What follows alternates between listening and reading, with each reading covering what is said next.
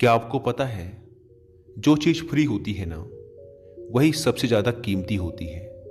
जैसे नींद, शांति, आनंद, हवा, पानी, प्रकाश, सच्चा प्रेम और हमारी सांसें।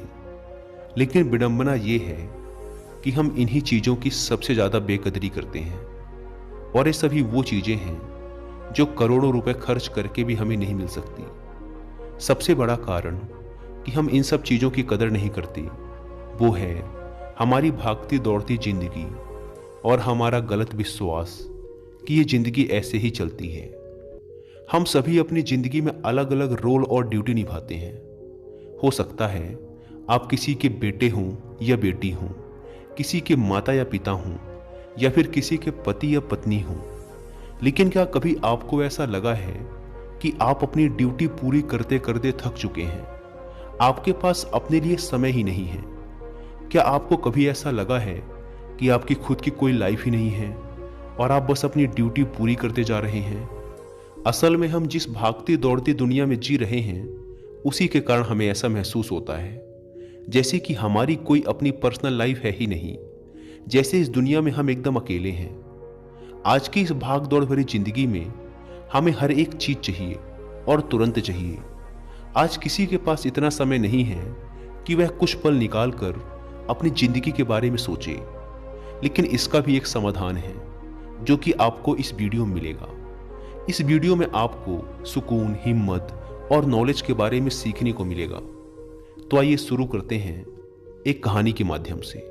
एक बार एक दुखी और परेशान व्यक्ति एक बौद्ध भिक्षु के पास जाता है और उनसे कहता है, मुनिवर, मैं बहुत दुखी हूं, कृपया मुझे मेरे दुखों को दूर करने का कोई तरीका बताएं। बौद्ध भिक्षु ने व्यक्ति से पूछा, तुम्हें क्या लगता है, तुम्हारे दुखों और परेशानियों के लिए कौन जिम्मेदार है? व्यक्ति ने कहा, ये दुनिया, ये समाज, ये लोग, मेरा परिवार और मेरी परिस्थितियां। व्यक्ति से यह उत्तर सुन बौद्ध भिक्षु मुस्कुराए और बोले, जब तुम उदास होते हो या खुश होते हो तो तुम्हें क्या लगता है कि क्या यह दुनिया तुम्हारी उदासी और खुशी के लिए जिम्मेदार है? अगर तुम ऐसा सोचते हो तो यह बिल्कुल गलत सोच रहे हो। असल में यह तुम्हारे ऊपर निर्भर करता है कि तुम दुनिया को किस नज़र से देखते हो। दुनिया ने हमें गरीबी या दुख या खुशियां नहीं दी हैं, बल्कि इस दुनिया से जो जानकारी हम लेते हैं उसी से हमारी मानसिक अवस्था निर्धारित होती है कि हम कैसा महसूस करेंगे। असल में इंसानी दिमाग बना ही ऐसा है कि इसमें नकारात्मक विचार पहले आता है। यानी कि इंसान का स्वभाव ही ऐसा होता है कि वह सकारात्मक से पहले नकारात्मक बातें ज्यादा सोचता है। सच बात तो यह है कि हमें अपने जीवन में खुशी के पल ढूंढने पड़ते हैं। हमें खुद को ऐसा तैयार करना पड़ेगा कि हम हर पल, हर स्थिति में खुश रह सकें, क्योंकि खुशी किसी मौके की मोहताज नहीं है। यह तुम पर निर्भर करता है कि तुम खुश रहना चाहते हो या दुखी। गौतम बुद्ध की एक बहुत ही प्रसिद्ध कहावत है, आप जो देखते हैं वह दिखाता है कि आप कौन हैं। यानी कि हमारा नजरिया हमारे व्यक्तित्व और हमारी सोच पर निर्भर करता है। जैसे अगर हम नकारात्मक हैं तो दुनिया में हर चीज हमें नकारात्मक लगेगी, और अगर हम सकारात्मक हैं तो हम हर चीज को सकारात्मक नजर से देखेंगे। जैसे कि बुद्ध की नजरों में हर इंसान ही बुद्ध स्वरूप था। अगर तुम अंदर से खुश हो तो यह दुनिया तुम्हारे लिए एक खुशहाल जगह है। लेकिन अगर तुम उदास हो तो फिर तुम्हें चारों तरफ उदासी ही नजर आएगी। यानी कि सब कुछ हमारे नजरिए पर निर्भर करता है। लोग एक ही स्थिति पर अलग अलग तरह की प्रतिक्रिया देते हैं, और ये प्रतिक्रिया उनके मन को शांति भी दे सकती है और सिरदर्दी भी। जैसे अगर कभी किसी का दिन बुरा जाता है तो फिर वो हर चीज, हर घटना को उसी से जोड़कर देखने लगता है। मगर ये सोच गलत है। लोगों को समझना चाहिए कि ये सब वो गुस्से में सोच रहे हैं, और गुस्सा एक थोड़े समय तक रहने वाली भावना है। इस बात पर ध्यान दो कि कब तुम्हारी बुरी भावनाएं तुम पर हावी होती हैं, ताकि तुम उन भावनाओं को खुद पर हावी होने से रोक सको। क्योंकि ये अस्थायी गुस्से और चिंता की भावनाएं तुम्हारे जीवन के सबसे महत्वपूर्ण निर्णयों को गलत तरीके से प्रभावित कर सकती हैं। जैसा कि मैंने पहले कहा कि गुस्सा एक अस्थायी भावना है जो कुछ देर बाद खुद ही शांत हो जाएगा। तुम इसे एक बादल की तरह मानकर चलो जो अभी आसमान में है और कुछ देर में खुद ही गायब हो जाएगा। अगर नहीं होता तो शांति से इंतजार करो। इस समय तुम खुद को शांत करने के लिए कुछ अभ्यास भी कर सकते हो, जैसे अपनी सांसों पर ध्यान लगाओ या फिर खुद को एकदम शांत और ढीला छोड़ दो। उस व्यक्ति ने बौद्ध भिक्षु से अगला प्रश्न किया कि गुस्से, नफरत और जलन जैसी नकारात्मक भावनाओं से कैसे निपटा जाए, क्योंकि ये भावनाएं अक्सर हमें काफी थका देती हैं। बौद्ध भिक्षु ने कहा, जागरूकता। अपने विचारों के प्रति जागरूक होना ही वह पहला तरीका है जिससे तुम अपनी मानसिकता को बदल सकते हो।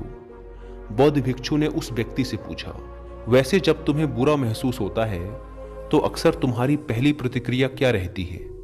व्यक्ति ने उत्तर दिया, मैं उस नकारात्मक भावना को वहीं दबाने का प्रयास करता हूं, या फिर उसे स्वीकार ही नहीं करता, या फिर जल्दी से अपना मन कहीं और लगाने का प्रयास करता हूं। व्यक्ति के ये उत्तर सुन बौद्ध भिक्षु मुस्कुराए और बोले, लेकिन मैं तुम्हें बता दूं कि ये सारी ही कोशिशें बेकार हैं, क्योंकि अंत में यही नकारात्मक भावनाएं तुम पर हावी हो सकती हैं। व्यक्ति ने पूछा, तो फिर ऐसी स्थिति में मुझे क्या करना चाहिए? बौद्ध भिक्षु ने कहा, अगली बार जब तुम पर नकारात्मक भावनाएं हावी हों और तुम बुरा महसूस करो तो उसे ऐसे देखो जैसे कि वो भावनाएं तुम्हारा हिस्सा है ही नहीं। जैसे कोई पैदल चलता हुआ इंसान राह चलते हुए दूसरे इंसान को देखता है। मान लेना कि यह तुम्हारा हिस्सा है ही नहीं, तो अब यह तुम्हें कैसे परेशान कर पाएगा? हालांकि इस तरह की जागरूकता के लिए तुम्हें काफी अभ्यास करना होगा, लेकिन अगर एक बार तुमने ये करना सीख लिया तो यकीन मानो तुम काफी शांत और हल्का महसूस करोगे। नकारात्मक भावनाएं हमारे जीवन का स्थायी हिस्सा नहीं हैं और ना ही कभी बनेंगी, और ना ही ये हमें परिभाषित करती हैं। इसीलिए अपने अंदर उठने वाली हर एक नकारात्मक भावना पर पूरी जागरूकता के साथ ध्यान दो। नकारात्मक विचार आते हैं तो आने दो, उन्हें जबरदस्ती दबाने का प्रयास मत करो, वरना ये तुम्हारा पीछा कभी नहीं छोड़ेंगे। अपनी हर नकारात्मक भावना पर काबू पाना संभव भी नहीं है, क्योंकि तुम्हें गुस्सा भी आएगा, तुम ईर्ष्या भी करोगे और उदास भी होगे, लेकिन ये भावनाएं आकर चली जाती हैं। उसके बाद तुम फिर से खुश और शांत महसूस करोगे और तुम्हें उसी पल का इंतजार करना है। व्यक्ति ने बौद्ध भिक्षु से अगला प्रश्न किया, मुनिवर, संबंधों का हमारे जीवन में कितना महत्व है और गहरे रिश्ते व नए दोस्त कैसे बनाए जाते हैं? बौद्ध भिक्षु ने कहा, दूसरों के साथ अच्छे रिश्ते बने रहने पर लोग सुरक्षित महसूस करते हैं। इससे मानसिक शांति बनाए रखने में भी सहायता मिलती है। किसी परेशानी या विपदा के समय लोगों को कोई ऐसा व्यक्ति चाहिए होता है जो उनके साथ खड़ा रहे। सोचो, अगर तुम्हारा कोई प्रियजन तुम्हें छोड़कर चला जाए तो क्या तुम्हारी महंगी गाड़ी तुम्हें तसल्ली दे पाएगी? क्या तुम्हारा आलीशान घर तुम्हें तुम्हारी मुसीबत से बाहर निकालने में मदद करेगा? नहीं, क्योंकि चीजें इंसान की जगह नहीं ले सकती। तुम चाहे कितने ही अमीर क्यों न बन जाओ, मुसीबत के समय तुम्हारा परिवार और तुम्हारे सच्चे मित्र ही तुम्हारे काम आएंगे। अगर तुम्हें नए मित्र बनाने और अच्छा रिश्ता बनाए रखने में परेशानी होती है तो सबसे पहले अपना नजरिया बदलो। बिना लोगों को अच्छे से जाने उनके बारे में अपनी गलत राय बनाना बंद करो। तुम जितना खुले दिल और दिमाग के साथ अपना जीवन जियोगे, तुम उतनी ही आसानी से लोगों को समझ पाओगे।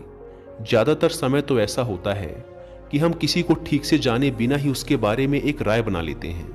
हम पहले से ही मानकर चलते हैं कि वह इंसान ऐसा होगा या वैसा होगा। इसीलिए दूसरों के बारे में जानने और समझने के लिए थोड़ा समय लो। हो सकता है कि सामने वाले को लेकर बाद में तुम्हारी राय एकदम से बदल जाए। एक बात याद रखो, सच्ची दोस्ती तभी होगी जब तुम सच्चे बनोगे। जब तुम खुले दिल से बात करोगे तभी सामने वाला भी अपने दिल की बात कहने की हिम्मत करेगा। याद रखो, ठंडे स्वभाव वाले व्यक्ति से हर कोई किनारा करने की कोशिश करता है। ये तो हो गई नए दोस्त बनाने की बात, लेकिन अगर तुम्हारे पहले से ही दोस्त हैं, रिश्ते हैं और उनके साथ तुम्हारे रिश्ते टूटने की कगार पर हैं, तब तुम्हें क्या करना चाहिए? एक बात हमेशा याद रखो, एक अच्छा रिश्ता बनाए रखना ऐसा ही है जैसा ठंड रातों में आग के पास बैठना।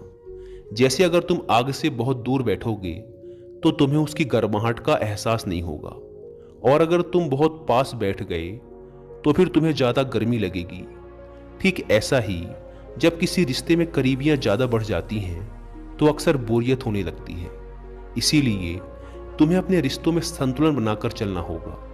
बेशक अपने रिश्तों में मजबूती लाओ, लेकिन इतनी करीबी भी मत रखो कि सामने वाले को घुटन महसूस होने लगे।